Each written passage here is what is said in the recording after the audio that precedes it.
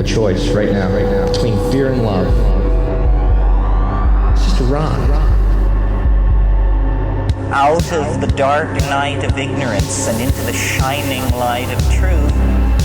Expanding reality. A population of citizens capable of critical thinking. We don't see things as they are, we see them as we are. There's a level of reality where everything dissolves into an ocean of energy. We empower our experience by insisting on our authenticity. That's very profound. Very. Expanding reality.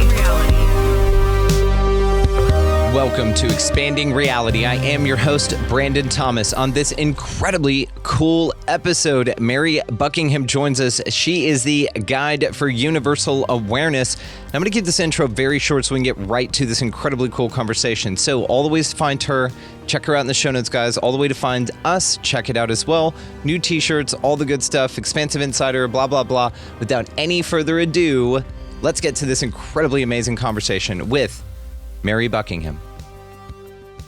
Welcome to the show. We have Mary Buckingham. How are you?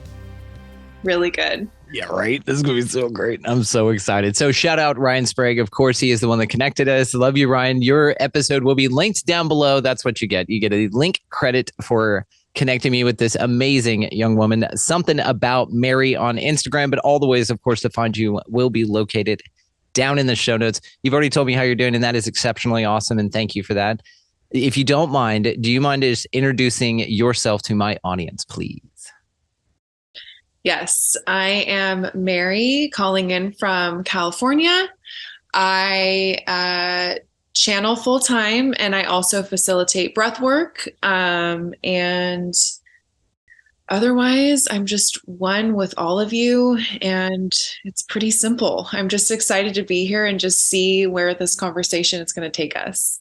Absolute same. So grateful you're here. My wife has already been stalking your Instagram page, liking everything. You're already fast friends here, and it's a Mary thing for sure. So thank you, Mary.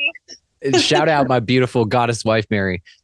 So yes, you do like amazing work. You have this calm, clean, goddess centered energy. I am again a magnet for incredible people. So when Ryan said, "Hey, I've got somebody," just bring her along. So it's perfect, and this all works out at the perfect time too.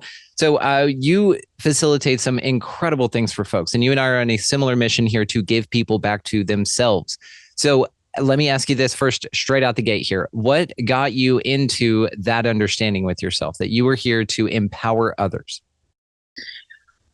So I think that it got to a point where I was seeing things with a different type of vision, pretty strongly, to where it was almost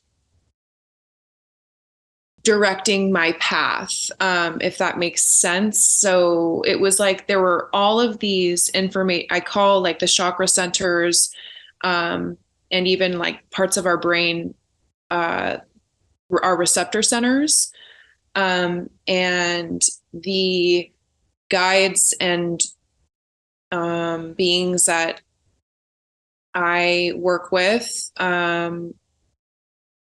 as most people, I guess, would label them. I refer to it more as information systems. And there was just a lot of information coming into my vessel, overwhelmingly. And that started, I mean, this has been going on since I can remember, but around 2017 is when it started to really have an uptick, a noticeable uptick, where over the course of time, I started to feel like I was carrying all of this information and this energy that I was like, there has to be something I can do about this, because I was still working in the corporate world, and I had gone through the schooling system. I got my bachelor's, my master's. I did everything you possibly could do on paper to achieve the most success in the quote unquote matrix system.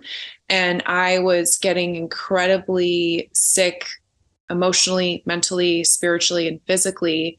And it was basically like the status of my mental health that was showing me that it was suffering, but it was really my spirit saying, like, this whole world you're trying to force yourself to live in is not what's real. And this is what's real and true. And so what was real and true that was being shown in a certain way was mind-blowing, but it was such a clear stream of like a translucent form of like plasma-like consciousness that was inundating my system. And even as I'm saying these words, like I think about myself in 2017, where these words and certain types of ways of saying things were just like coming through me. And I was like, was there like a hybridization that took place? Like something's going on. So it just slowly, I started teaching yoga. And then I would just have these conversations with clients, and they would just be like, they would just say, how do you know these things about me, or, you know, whatever. And I was talking to them in the way that I was being talked to by them, which was more than words, and not just not the nonverbal cues and the NLP stuff. It was like a deeper thing than that. And that's where then just certain teachers and certain people started coming into my life that were like, oh yeah, this is what you're dealing with. This is part of who you are. And then I've had like readings from certain people that are well known in the field who have told me some things that I'm just like, okay, this is happening. It's awesome. Do you have any lineage of this in your family? Like, did grandma connect with you in any way, like tarot or paranormal or anything like that? So my family it's not really something that was, they're big Catholic families on both sides. And I believe on both sides, this was in the bloodline, like the gifts were here, but it was something that was suppressed and shoved down. And I believe, and from what I know, in this lifetime, I'm supposed to shift that, meaning I tried to keep this under wraps for a long time, kind of like what we were talking about before. I tried to figure out how I was going to live with this and just kind of just try to live the normal thing and keep moving forward. And it was, my higher guidance system was like, that is not how this is going to go down. There are a lot of people who will need to access universal awareness. And the next few years, you're going to be dripped with it. And some of the months that you will be dripped with it will be extremely intense. And you're going to go through a very uncomfortable purification process of your consciousness. It will go back past lives in your lineage, and you are going to have to face it. And so nobody has talked to me about it like in that way. I've had to really carve it out on my own. What do your folks think about what you're doing? They're supportive. Awesome. They're like, because they know my heart and they know my energy. And I've explained to them, because there's so much distortion around what this work is. I had so much resistance to saying, oh, I do channeling, and part of the channeling can include mediumship, and which is, there's so many nuances to that, and so many initiations with that, and so many things about that you have to be super careful with when you're pulling in certain levels of consciousness, because you don't want to keep people tied in the third dimension. You don't want to have them stuck in the fourth dimension, like all of that stuff. So when I just explained to them, like, this is what I experienced, and this is kind of what happens. And this is like a role that I believe I'm supposed to step into for the greater good of humanity. This is all about being of service. They were just like, oh, I think it cleared up a lot of things that a lot of people still hold judgment of. And then people that I've worked with have shared with them, like without me orchestrating it or saying anything. They're just like, this is, your daughter's helped me with this, or she helped my daughter. And that's helped facilitate a further understanding. Outstanding. This is so cool. Universal awareness. You mentioned this earlier, and you're a guide for universal awareness. So I'm just curious here. Do we all have access to universal awareness? And if so, why do you think we need to be guided through it? Why don't you think it's just innate to where people just get it? Well, I think that from my perspective, like it is innate. We all are seeped within it. And I guess in a sense, like all of our souls are on different trajectories. So the nuance of this is that, I can't impose on anyone's free will and vice versa. So sovereignty and universal awareness, I see as being hand in hand. But with the trauma collectively and individually still being worked through, there's still a lot of distortion and fragmentation and like fractured aspects of the psyche that are still being pieced together. And those fractures in the individual and collective psyche are keeping people from being able to know thyself, which is the awareness of the universe. And the point in time that we are at in consciousness is, whether you want to refer to it as the war on consciousness or spiritual warfare, there indeed are powers that be that are imposing on the free will of humanity, that go beyond the physical realm. And so what I've been told is like, you're going to be dripped with a certain level of information and vision, because you need to see what's going on so that people have guidance out of that darkness and or out of that blindness that's being created by powers that are not them.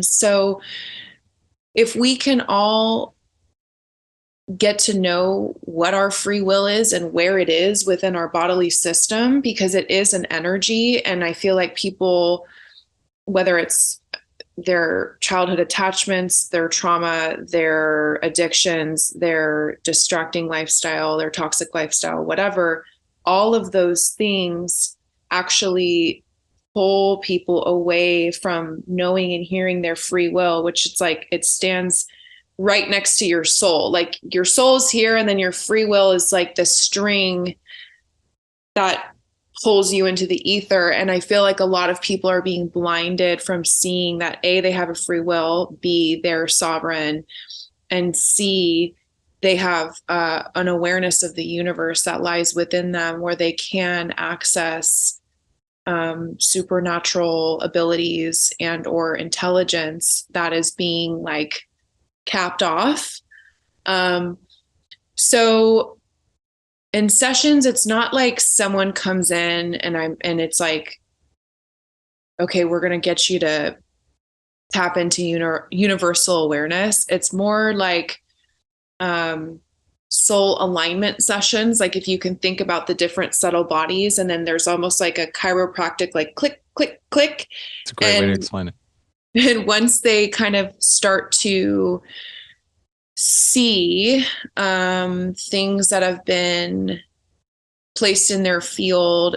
And again, when I say placed in their field, it doesn't necessarily mean external, because we're not victims.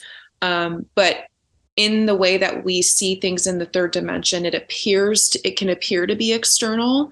So it's like taking that rock and inverting it and just showing the other way of looking at it. And then that can create that activation. And then the crescendo effect of that activation for each person subjectively is very peaceful. It's very beautiful.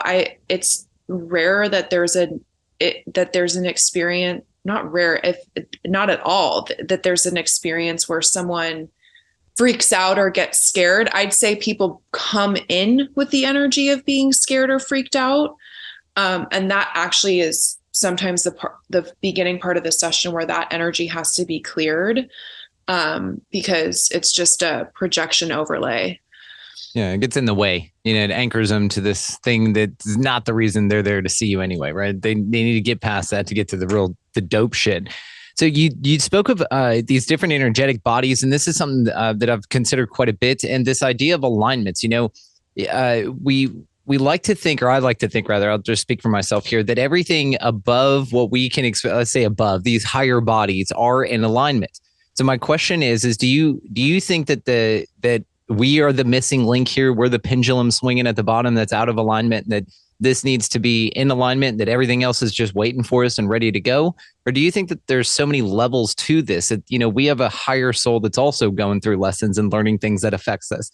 One of the best ways that I heard it put, and I want to say this was by Ellie, was a string, not just one puppet. Those puppets that on the cross string thing and they're just dangling around, not just one, but if you can imagine all of your higher bodies as individual puppets. And so what you affect at the very top one trickles down. And so let's say that they're trying to get you as the lower form in the 3D here to do something from the 9th dimension. And they've got, all of those higher bodies to go through to get that message to you. So then in my mind, it's sort of like an energetic game of telephone. It's like your higher self speaks in metaphor to the one underneath it. And again, just spatially, not hierarchically here. Then that one as well does the same thing. And its best interpretation of that message then gets to see what it can do to interpret. And so it's this fascinating sort of daisy chain down the line. Is this how you view it? Or do you think that it's pretty like the buck stops here, as it were, and that really we're the one figuring it out from a very tethered perspective? Really love that. And I would say when people come in, everything that I see is through their eyes. Yeah. For the most part, I keep my eyes closed and I just have to look at them for just a second. And then that's when instantaneously a ton of information is imprinted. And then it's a matter of me telling them, okay, I'll have you sit here, give me 7 to 9 minutes to translate this information that's being shown. And it's kind of like a reverse engineering the instantaneous imprint of a ton of information that is coming from different information systems. Yeah. And each of these information systems you can say is like the emotional, the physical, the etheric, the astral. And when they come in, I take a minute to listen, but it's not the type of listen that we would in a car to music. The listening is really like, okay, here's this piece of information that's being projected in front of me, usually from here, like surrounding, and it's translucent, clear. And then I'm sitting and watching, listening, hearing, feeling, sensing, all at the same time. And what can happen is somebody comes in and one of the bodies is coming out in the front. And then the next body is here. And then the next body might be here. It kind of shows me their placement and how in or out of alignment they are. And I guess you could ask like, well, what's in and out of alignment? And it's really just if I'm being shown when it's out of alignment by the way it's presenting to me. And when the one that's coming forth to the front is usually the one that has the most noise, the most damage, the most trauma, the most disharmonious, resonating, frequenting wavelengths. And so that is what I'm tuning into within my body. And this is something that I was saying on Ryan's podcast, like with the concept of cymatics and water and electricity. There's just something that happens like when someone comes in and I set the intention before a session, if I allow my body to receive information, it will speak to me through the concepts of vibration, frequency, the movement of these things through the water in my body and the electricity of the Kundalini. And I oftentimes, when people are coming in, it can be very intense what I'm feeling, and they're not aware of that. And usually I can actually hear their level of awareness or lack of it, based off of literally like so much, but kind of how they walk into the room, the noise that they make when they're sitting. People have no idea how much static that they emit when they're in a state of stress because they were trying to find their parking spot. So it'll take it will take a few minutes for me to be like, okay, that was the parking. That was the conversation an hour ago with the boss. Wow.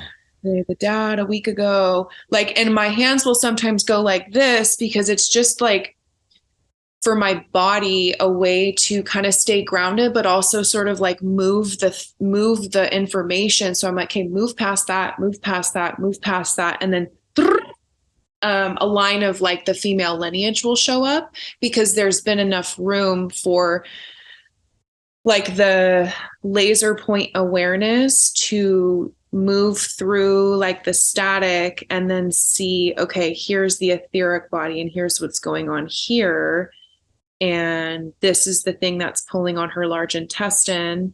And then it's like, because it can start to go into the body, it can start to go into their pet. And I have to like be very aware of, okay, where are we going to go here? Because the pet might be sick, but this isn't about the pet. It's a distraction actually. And not saying that, translating the information that a pet is a distraction isn't the same statement as like a third dimensional way of saying your dog's a distraction. It's like, it's just in this moment, that thing with your dog going on right now it's creating static in your mental body. So let's move that out of the way so we can see what's going on in other bodies so that actually you can better handle the stuff going on with the dog, etc.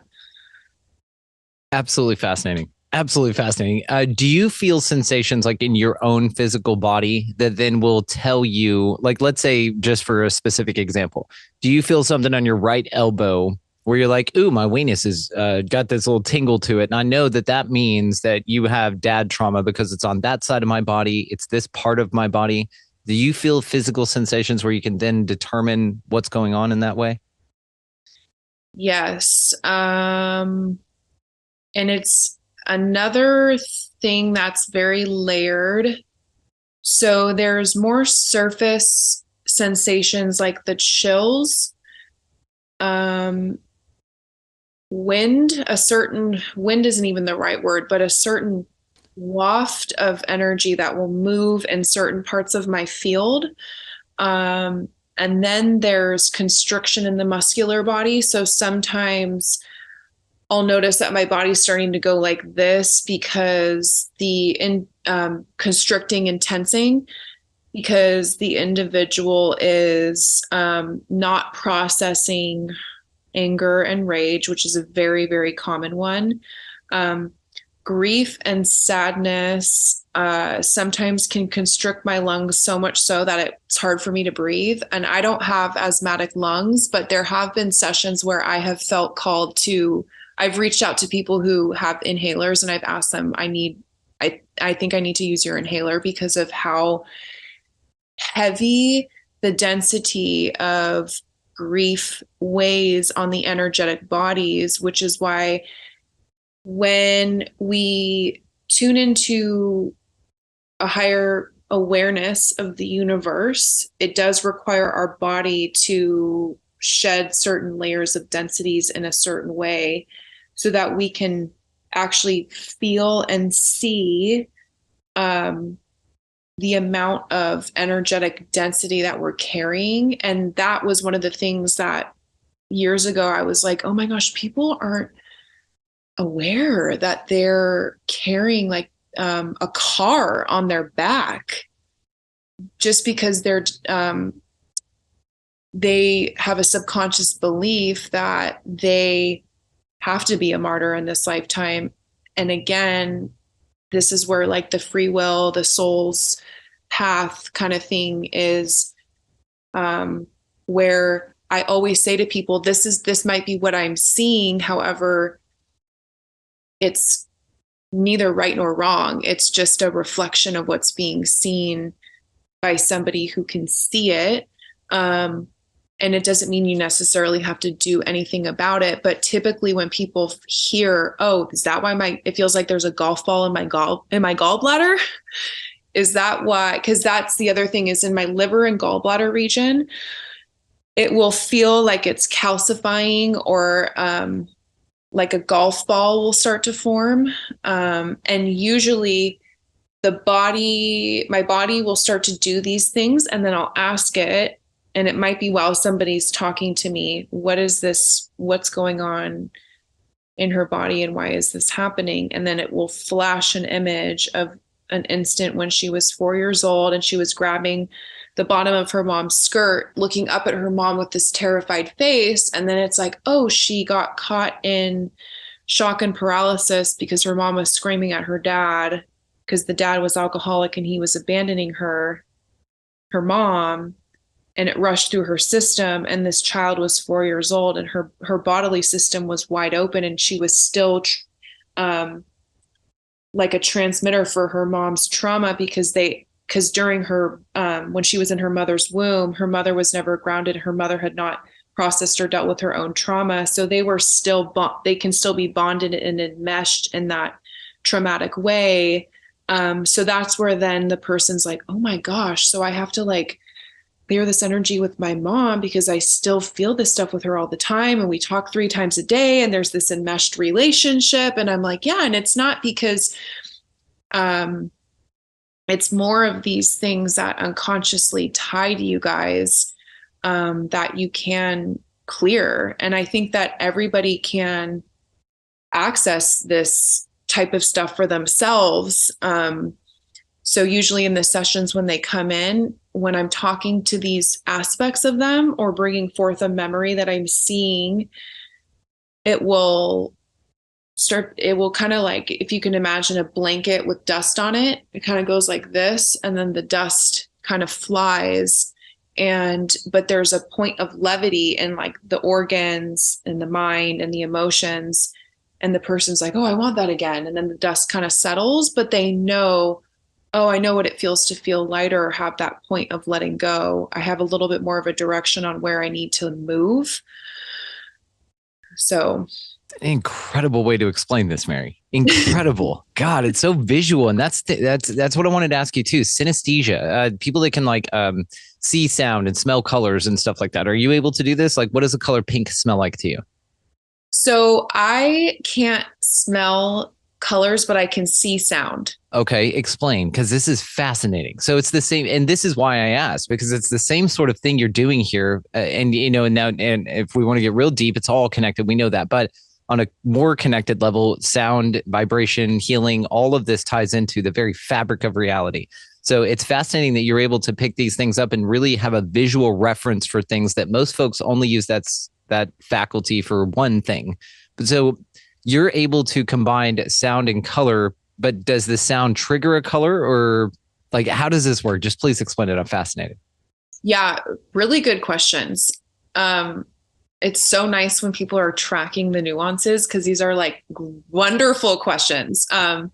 So sometimes like the color will drive the sound, or the sound will drive the color, which is why I'm always saying,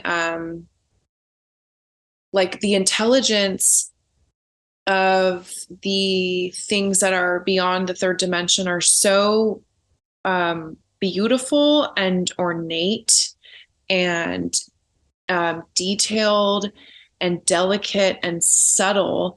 And so let's see, like if I were to see a stream of sound, it would really depend on if it was if it was theta wave or, alpha wave. And it wouldn't even have to be those. It could be any song. Some parts of the song would form a bubble, and then the bubble shrinks, and then it moves into a wave, and then bubbles pop in, shrinks, wave. So when somebody's talking and they're like, sometimes I swear I have earplugs that I keep in my space next to me, because sometimes people will come in with so much noise that it's not that the earplugs would guard me from the loudness of their voice, but it would put my hearing in a little bit more of an isolated state, so that there were less distractions from the noise coming from them. So I would still hear them, but like, it's like being in what are those, the float tanks? Like it's isolate. It's like you're isolated, but they're still there. And then in the isolation tanks, there's still all this crazy wild stuff going on. But you're able to be so focused because you're isolated within it. That's why then the stuff coming from the inside gets so big. So sometimes when people come in, like there was one woman who I worked with who, she had an abusive, violent father, but it was very like, the energy through her was him telling me what his beliefs were on how he treated her. Like that's how it is communicated to me. So it was like the tone of her voice and the look in her eyes, I saw him. And then it flashed back to when he was like spanking her, yelling at her, but doing it in a way that he felt very entitled to it. And he believed in corporal punishment. He believed in like, this is how you need to get people in line. There's a certain age that they need to be treated in this way. And it went back like 2 or 3 generations that went down the line, and that she absorbed into her physical body. But because of the way it was delivered to her and conditioned for her to believe, like she was gaslit at a very young age to believe that the punishment and the violence that he was falsely conditioned to feel entitled to was what she deserved. And she was carrying that in every moment of every day of her life. And it was so intense when she came in. It felt like she was raising her voice at me. And I don't mean like, I felt like it was personal. It's just, that's when I started to know. I was like, whoa, okay, this is definitely where we're going to start. Like it felt like it was pressing me up against the wall, which if you think about it, like, and it was more in her physical and her emotional bodies. So her physical body had it trapped, and the trapped, like, and this is where it gets into like the somatic experiencing and all of that. The trapped energy in her physical body was driving hidden thought forms in her emotional body. And then that goes into where I can hear hidden, or I guess hear thought forms. So that's where like I'll see, okay, those 2 subtle bodies are kind of dancing together, but this one is taking the string with that one. And it's funny that you say the string, because I often see mostly just the ego kind of going like this. And each string is a different face being driven by a different part of the body or the mind or the spirit. And it's just like, doo-doo-doo. It's, I mean, the way you explain it, it's so visual. So, I mean, thank you. And I even know that that's like a watered down. It's like trying to explain a psychedelic experience. And to that, are you a psychonaut? Do you want to say that publicly? So I have been sober since 2014. And there's some things that, are you going to cut this out? I can if you'd like. Yeah. Here, we'll talk about it off air. How about that? Yeah. Yeah, we'll do that. We'll talk about it off air. So I do want to know that, what are your thoughts on like UFOs, stuff like that? Like, what do you think aliens are? So the way that I experience these things, and I personally have had some resistance to even, I think, talking publicly about this, only because my experience has been very internal and more interdimensional. And I'm almost hesitant to say this, but I guess because I've never said this publicly, so we might have to have this cut out just because I'm still. If I may, I hear you. We are only interested in what you think about this. We don't have experts on, and anyone that considers themselves an expert, I'm very hesitant and probably will shy away from if they introduce themselves as such, right? So actually, my audience and I are very interested in you, your experience, your thoughts, because I have 1,000 thoughts on this. We don't plant our flag anywhere. I think they could be, future humans coming back at time machines, absolutely interdimensional, could be just a psychosemantic thing, so really just like your thoughts and ideas you like to entertain. We're not going to hold you or quote you on any of this stuff in any damaging capacity to your career. I promise. This is speculation hat. Yeah. Well, I have a lot of thoughts on it. So I do feel there are positive interdimensional influences where there can be upgrades to certain bodily systems, and that includes all of the subtle bodies that allow for the ability to download or have an inundation of super high frequency information that comes in through frequency, but only comes in when you have, whether it's within the DNA or a part of you that is coming from the future back to this specific time to correct certain timelines. And that even kind of is creating a linear aspect to something that isn't linear, because obviously, like in the dimensions beyond the third, space and time are different, and they don't exist the same way that they do here. So bringing technology from the future doesn't mean someone's like, oh, I'm going backwards. It's more just like in the quantum realm, we can sort of rewind time to make an adjustment to realign to a better timeline. And so I feel in my body and inside self a deep connection to these aspects. And I think that a lot of people are experiencing it in different ways. I'm not a contactee. I have not been abducted. And I know people have, and I believe those people. And the other thing is I think that in this dimension, the most dense and harmful energies exist here.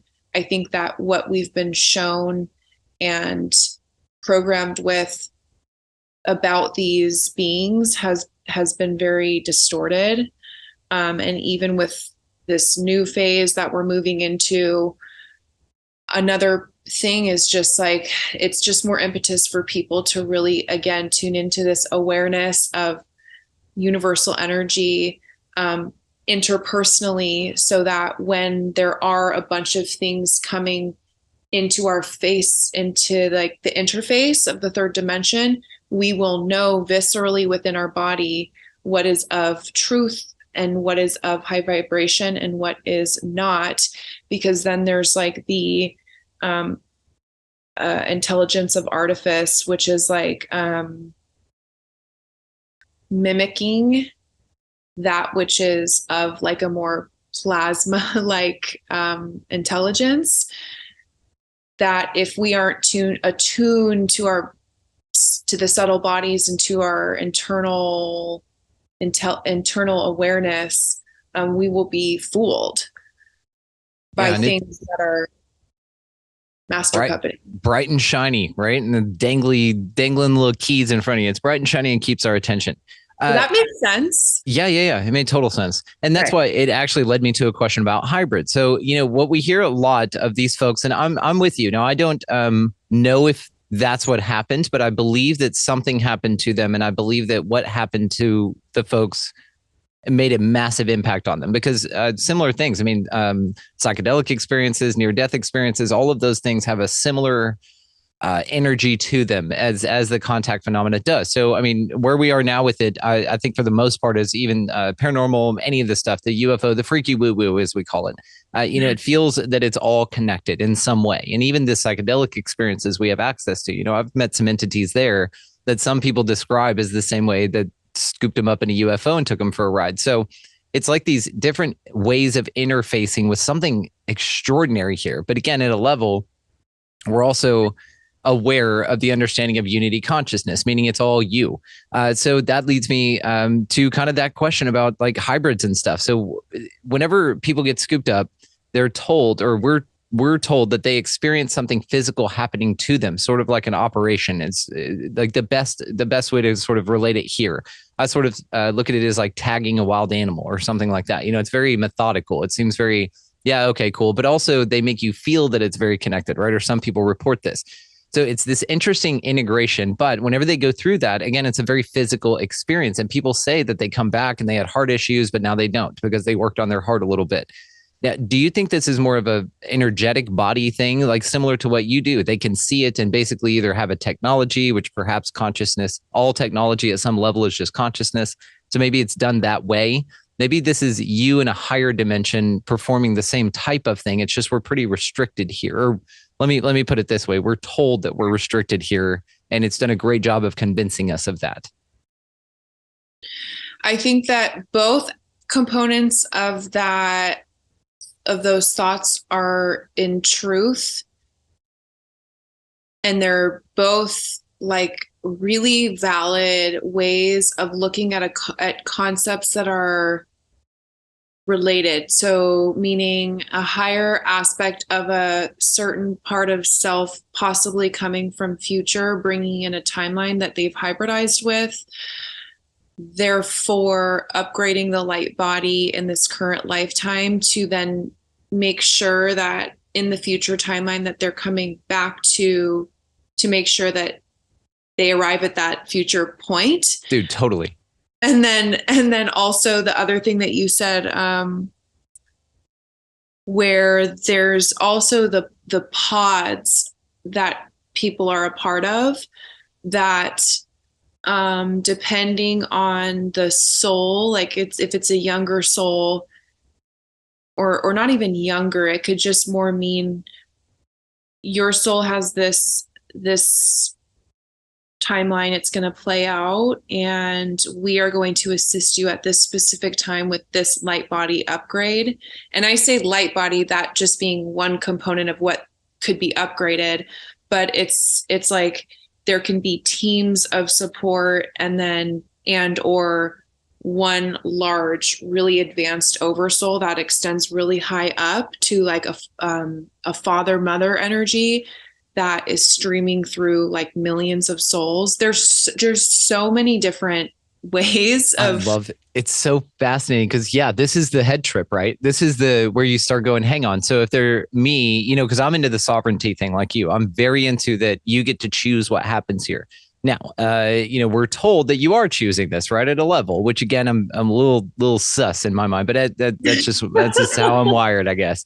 But what I will say to this is it feels like if they are running around scooping you up and just making a small little adjustment or a tweak here to the unit, 2,741, and they have all these stops at night, like Santa Claus, they've got to run around and upgrade all these little pieces of them because this solar flare already happened and we're trying to get ahead of it, because if this thing hits the earth, then a lot of people here are going to die. Now, there's some interesting things to this too, to where there's some sort of idea that there's this, whether you say it's a predictability, like that they can predict the most predictable or possible timeline, the most likely timeline based on events or something like that. And so they can see things. And then in a certain percentage of those most likely timelines, this solar flare happens, right? And hits Earth and this upgrade time. And we call it the age of Aquarius or whatever, but it rings the bell of Gaius in so to where the Schumann resonance upgrades, and it's going to affect physical things on this Earth. So let's say they go, okay, this thing's going to hit in 2024.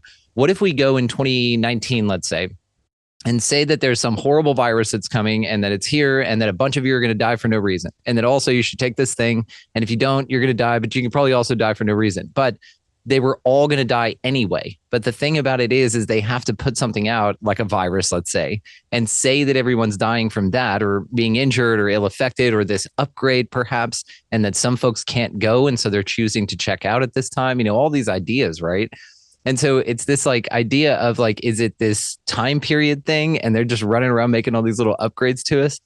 I find it just absolutely fascinating how deep this goes, just how you can focus on one small part of it. And even in the human experience, we sit here and say, like, perhaps you incarnated as a man in China 1,500 years ago to plant an apple tree. And then from that apple tree, it fed this Roman soldier that you also reincarnated as. And then from there you went, right? But you knew that you needed to plant that apple tree in that road for you as a soldier to come by and get later. Like, it's fascinating to me when you really think about this. And to this point, the distortion that you talk about, like in my mind, things like what we're talking about here are so much more fascinating, but not everybody can play that role, I think. It feels like if everybody was here to do what we're doing, then what we're doing wouldn't matter because it wouldn't need to be done, right?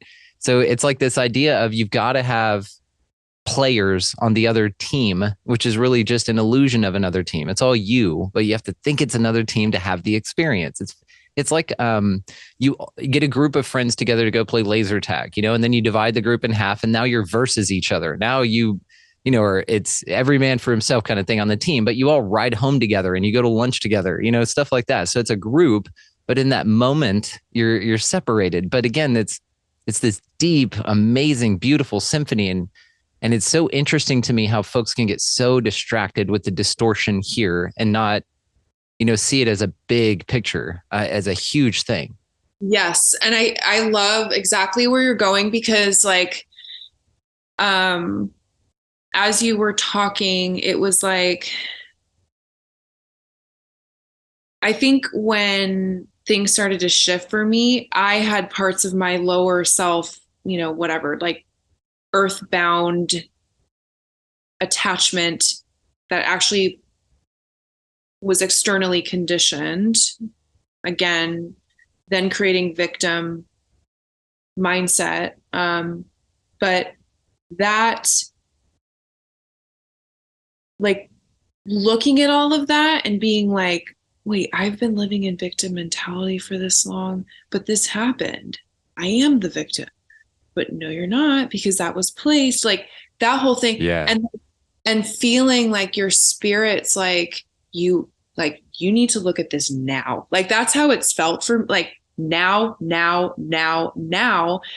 And through in between the nows being spoken to me is the frequency of urgency, which is that, and within that frequency is a lot of information that says things like the planetary shifts, the ascension process, the souls that may have come here to get picked off really young or because of this illness or whatever. It is a part of this whole process going on. However, I do think with kind of what you were saying with the sovereignty the imposition of our free wills, this pivotal point that we are at is that many people are deeply conditioned to believe that living in misery is all that is, but they're unaware of their own misery. Like they're just living in a low vibrational state, and they're unaware. And so I think it's like my deepest intention with my work is like, if someone comes, because I don't chase clients, it's like everything, it's been word of mouth, which is nice because people who are coming in are just like, please tell me. They're ready. Yeah. Just point in the cave where I need to look. And I use that analogy a lot for sessions where it's like, imagine me with a candle or a flashlight, and we're in this dark cave and the session begins. And then it's like, click, you can hear the button of the flashlight turning on. And then we look in the corner and they're like, oh, it's there. Okay. Okay. And that's where the blinders that have been put on people then get sort of just like, and then they're like, wait, what? And then that is also why you have to be so delicate and soft with delivery and use discernment with what's ready to be unfolded, because I would also say in sessions, there's a very large percentage of information that I do not say. I've heard this. I have heard this. You hear this in like Journey of Souls, Dr. Michael Newton's book. And he says that, he'll ask a question and then that person channeling their highest self or the higher soul, whatever, can't tell them. They'll smile and go, we can't tell you that, and that happens with several cases. So this is also what's fascinating to me is that you have these abilities to see something that others can't, but also you see it in a way that is very challenging to be articulated to show others what you can see. So, Yeah. And also that's up to your level of awareness on how to interpret those things. But again, it takes so much conscientiousness on your part, which is another aspect to this, is empathetic conscientiousness, this your ability to see what people need to hear, not what they want to hear. And then also to be able to deliver that message in a sweet, nice way to where it doesn't, exactly to what you said earlier, get them stuck in the fourth dimension or something in this fear-based state of holy shit. And they get to one of those great epiphanies, but it's anchored in fear. It feels like falling off a cliff without wings, which is where you're like, hey, you forgot your wings when you jumped. I was giving you these wings and then you went there instead. You just went ahead and jumped, but actually here they are. So it's this interesting idea of interpretation all the way down. And again, it's up to your spirit guides and your higher self and the way that they're able to deliver the message in a way that you'll be able to interpret. Further to that, people you're not connected to all the time, which I know we're all connected. But if you look at it like let's say someone that just phones you up, says, hey, I need some help. They meet with you at this time. This is an energy. This is new. It's fascinating how you're able to get in, see something like that, and then just help folks. It's incredible because it is a gift. So what is it like living with these abilities? Like, what is it like just going to the DMV or driving around or any of that shit? Like, do you see like big lizard people with their arms stuck in people's backs driving them around? I've heard this, by the way, that like 15-foot, 12-foot tall lizard entities will be like, they have their arms shoved in the shoulders of like the back of the people and they're basically driving them around. Can you see any of that shit? Now that you've said that, I probably will. Yeah. But that's because that's an incredible visual. That sounds very like accurate. The biggest part I think of this, like, because you'll hear initiation a lot, and I know that exposure to trauma, narcissistic abuse, like all these things that took away my strong sense of self that I then had to pull back in,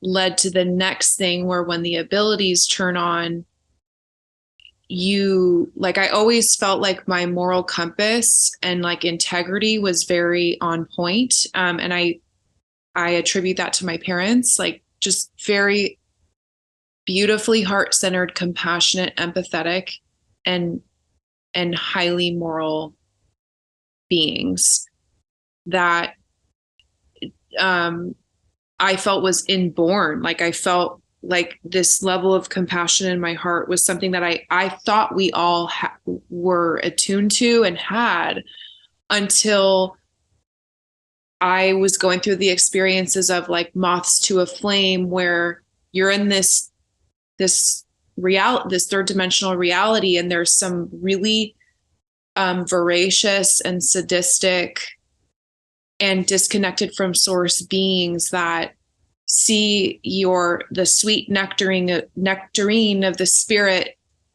flowing through you, and they want to feast on it. And I had to go through that really difficult lesson for years of like, oh, okay, we're not all like here to live in unity, consciousness, and love and connection. And that's also a nuanced even statement, because it's like we all are connected. We're all part of the one thing, and we're all on different soul journeys. But that level of discernment that I had to develop and master, and then the skill set with boundaries and energetic boundaries that I had to like wall myself up with, actually is that trauma and experiences of abuse and gaslighting and manipulation actually gave me a whole new set of gifts that married the already inborn gifts.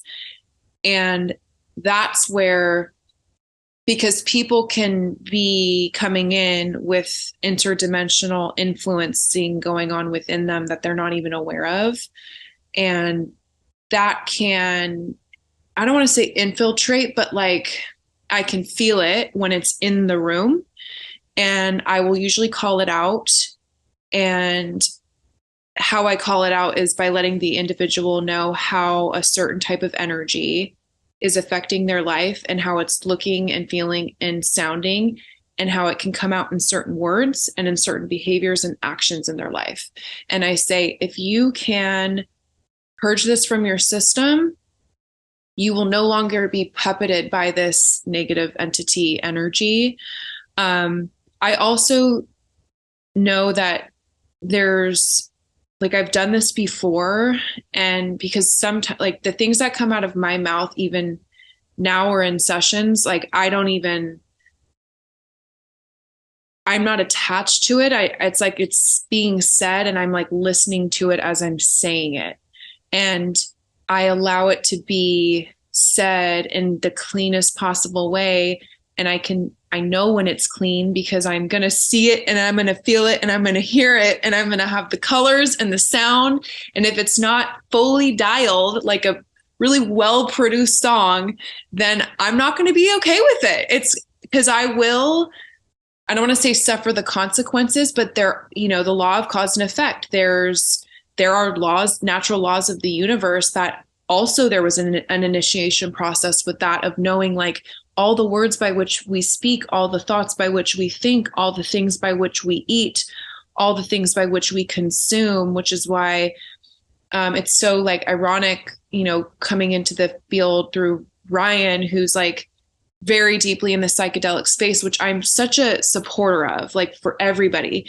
But personally, like, the level of sensitivity, and then also just long-term sobriety, it was just kind of like, I guess this is just, I don't need to do that, because I'm already sort of living in a state of a psychedelic experience, which wasn't always, it was a little scary at times, especially with, like, you hear about spontaneous Kundalini stuff. And I had a few spontaneous Kundalini, like, where certain aspects of myself had not quite been ironed out.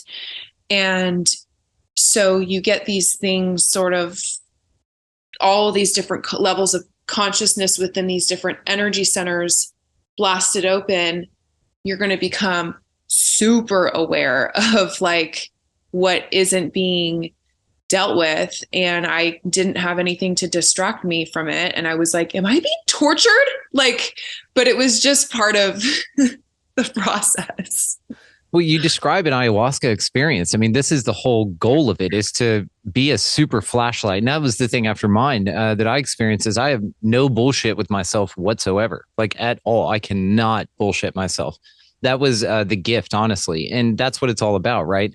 So it's this thing that you don't need, which is fascinating too, because you'll hear a lot of people with your abilities that say that they actually do have a wonderful relationship with cannabis, let's say, for that very reason. It's just to dial it down and not to suppress it or numb it. It's to dial it into an audible level. It's to make things not so overwhelming. It's like, I guess Spider-Man, when he first got his powers, right? That spider sense, he was like losing his shit. He couldn't figure out what was going on. It was too much sensory overload, right? And it's this idea that it just makes it to where it's a manageable point. And so I experience this as well. I go through these incredible energetic highs, and cannabis and I have had a beautiful relationship, and I really understand it. I understand my relationship with nicotine, caffeine, and cannabis. Those are the things in my life that once robbed me of my confidence, but they absolutely no longer do, because I understand the balance. And so it's this idea of integration, and especially with the things that you find here, and especially just to be grounded, and like I said, it's, what works for you. And so you've got that dialed in. And obviously that's going to change, and new energies are coming to. So perhaps you will find that cannabis at some stage will be one of those occurrences to where you're just like, I have a great relationship with this thing because I can't even go to the DMV without watching people being driven around with lizard turds. You know what I mean?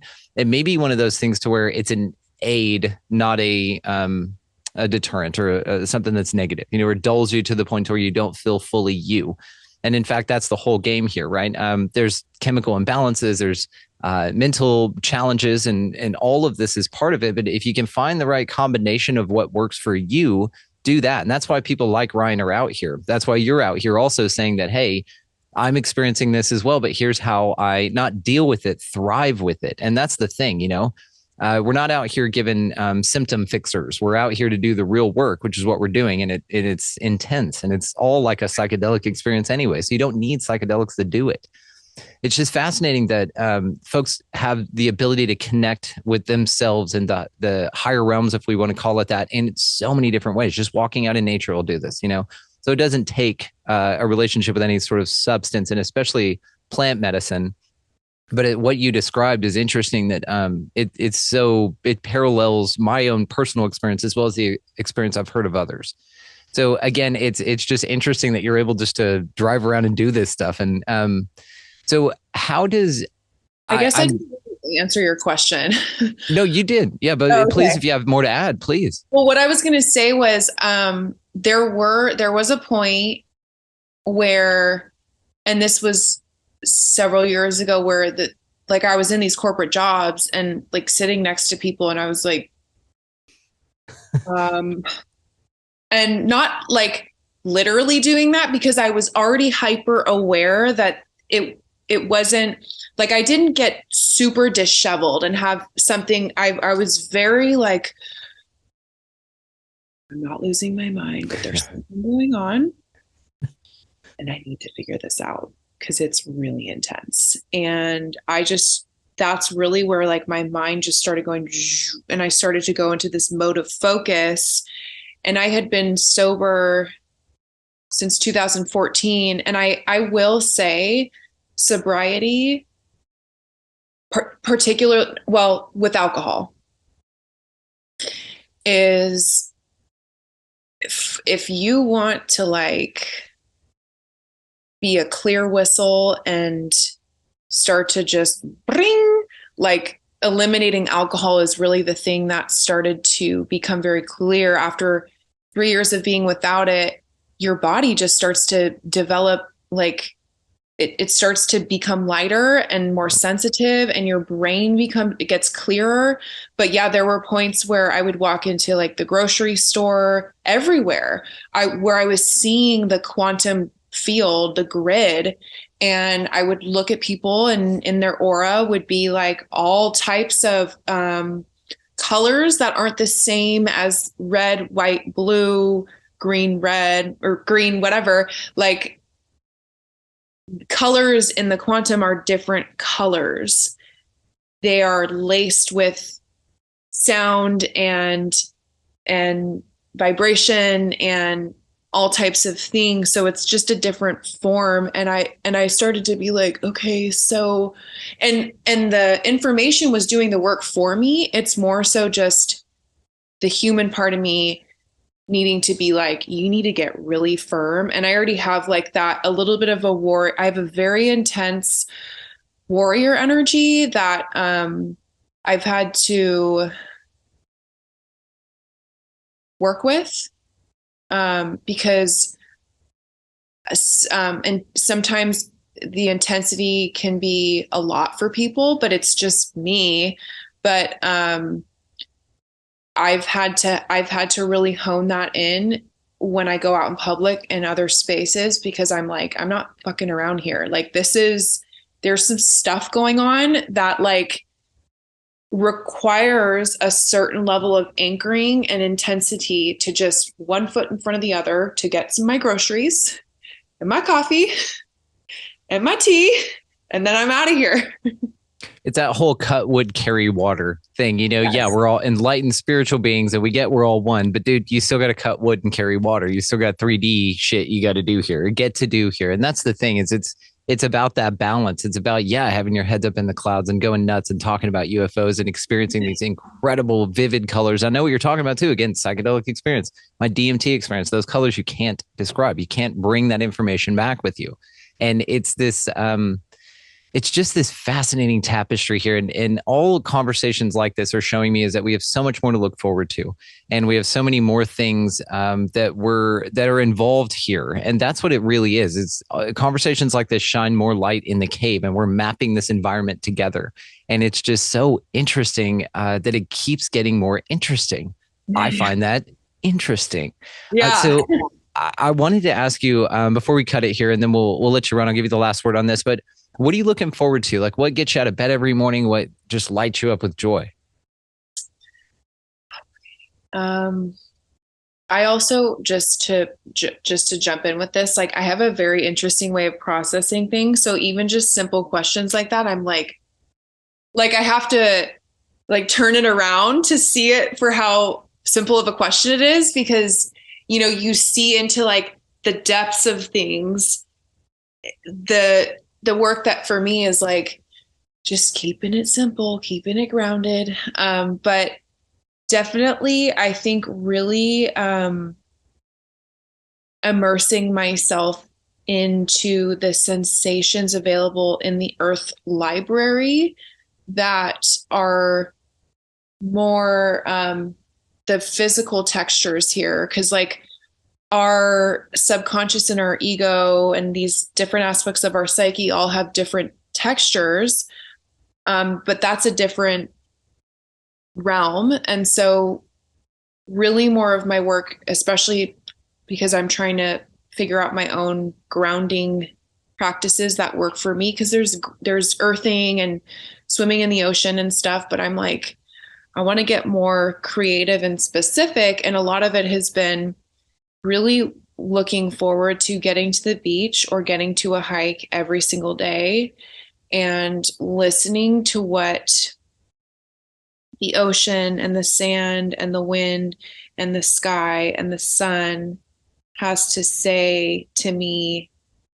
in a way that will show me what I need to do to be more here, so that I can actually receive information from the Earth Library versus up here, because the Earth and the different vortices and the ley lines and different portals and locations carry the Akashic, like so much wisdom, and then also allowing that to fill my heart and to replenish my spirit, so that then my cup can be full to share with others and allow that to be like a nice flow of self-love, then to give more self-love, to give more, because ultimately that's what creates joy, not all the distractions that I've gone through, all of them.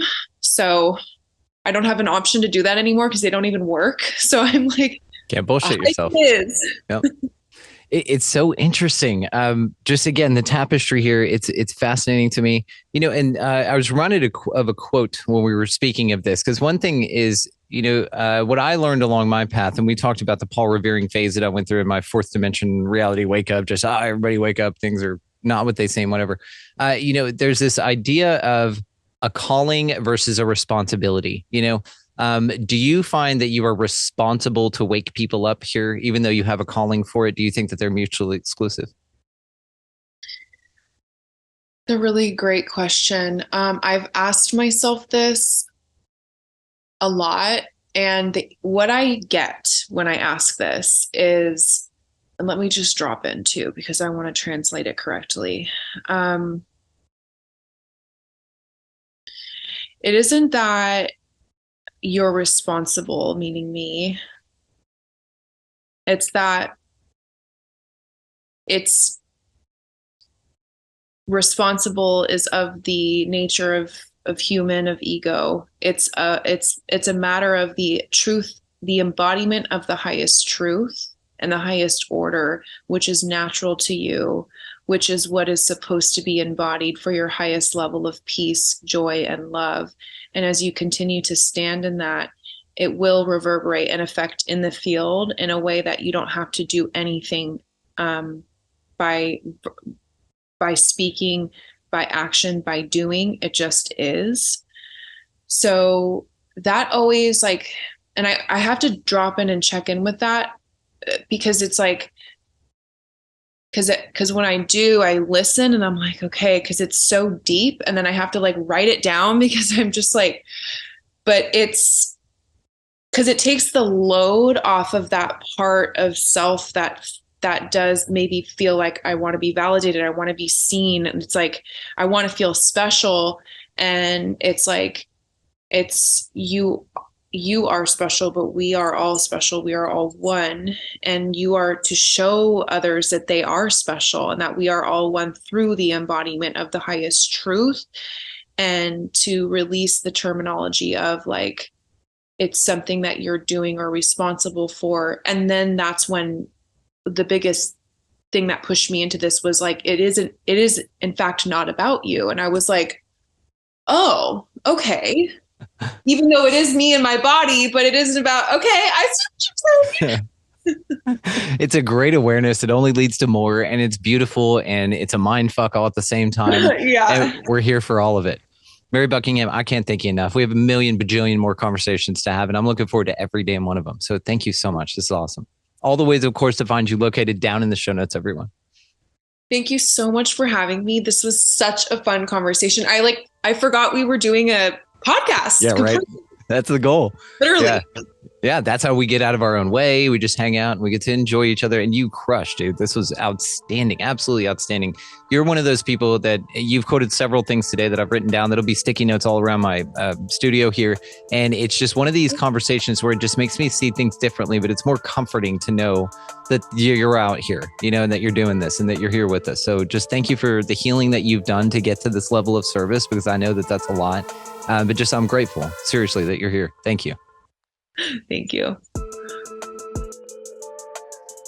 There is just something about Mary. I swear to God, that woman, my wife, Mary, and I, we call her on the way to the grocery store and just talk to her and shit. She's amazing. Absolutely just such a sweetheart. Mary, thank you so much for this.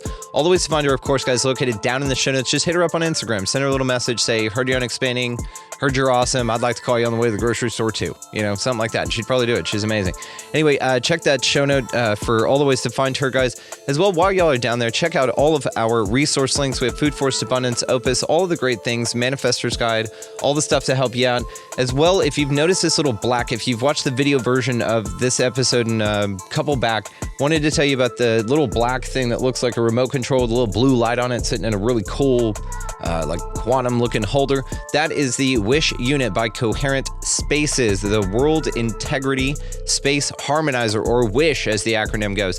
So check the show notes for this, guys. This is fascinating. Dr. Doug Maskey sent me this thing, and it's actually going as an undertone under all of the stuff that we do now. So it's balancing our home. It's also being sent out with these broadcasts, so you guys are enjoying it right now. So you're welcome. Thank you, Dr. Doug. If you want to, down in the show notes, check him out, hit him up and thank him for that. That's amazing. Now, also down in those show notes is our mothership, expandingrealitypodcast.com. That is where all the links to everything can be found. That is where you can go check out some of the new t-shirts that are just super cool and badass. It's where you get the new handbook. It's where you can sign up to become an expansive insider. That is a wonderful way to practice value exchange, which is what we're all about here. So you could do that. You get all the bonus stuff over there. We're starting to do these extra hangs and these lives and stuff. It's been just absolutely amazing getting to connect with everyone. So it's addicting as hell. So we're really starting to ramp these up. So come hang out with us. Sign up to become an expansive insider. Wonderful way, like I said, to help the show. Truly grateful for everyone for your support. All right, guys, so go out into this incredibly beautiful and amazing and mysterious place, whatever the fuck this thing is, and y'all pick up a piece of litter just for peace of mind's sake. Buy somebody in line around you a coffee or a meal. Trust me, you can do it. Don't disempower yourself by saying that you can't. It's way more empowering to do something like that for someone, and it doesn't even have to be monetary, just something sweet. Something you do great and give it away. You know, something like that. It just fills the fuck out of your cups, so fill them cups, y'all. While you're doing all that shit and just crushing it life in general, get out of the left-hand lane. If you're new to this concept, there's the thing about the left lane, and when you're driving vehicularly, that the left lane is for passing. So if you've got somebody just rearing up behind you, just move over, dude. You know, like just get on over. They'll blow right by you, and you can wish them consciousness and then be on your way. So thank you all for doing that in advance. I've had a couple of folks write in saying, I didn't even know that was a thing. Thanks to you, I do that now. And also I'm grateful, right? So above all and anything else, go out into this incredibly beautiful and amazing and mysterious and holy shit, what the fuck is going on here? But I love it, but it's scary, but I love it. Place, whatever the fuck this is, y'all just go be good to one another, you know? Anything else, be good to one another. Thank y'all so much for watching, listening, engaging, just being the coolest sons of bitches ever. We'll see you next time.